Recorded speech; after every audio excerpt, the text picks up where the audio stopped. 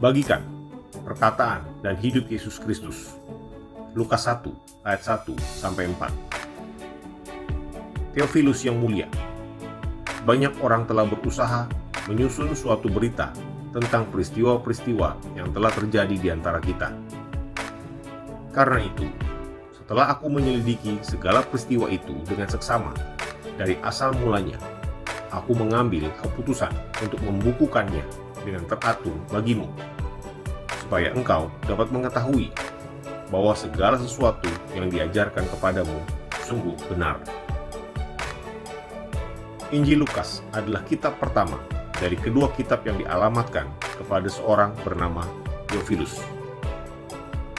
Walaupun nama penulis tidak dicantumkan dalam dua kitab tersebut, kesaksian yang bulat dari kekristenan mula-mula dan bukti kuat dari dalam kitab-kitab itu sendiri menunjukkan bahwa Lukaslah yang menulis kedua kitab itu. Rupanya, Lukas adalah seorang petobat Yunani, satu-satunya orang bukan Yahudi yang menulis sebuah kitab di dalam Alkitab. Roh Kudus mendorong dia untuk menulis kepada Theophilus, artinya seorang yang mengasihi Allah, guna memenuhi suatu kebutuhan dalam jemaat yang terdiri dari orang bukan Yahudi akan kisah yang lengkap mengenai permulaan kekristenan. Dari surat-surat Paulus, kita mengetahui bahwa Lukas adalah seorang saudara yang kekasih, seorang dokter, dan seorang teman sekerja Paulus yang setia.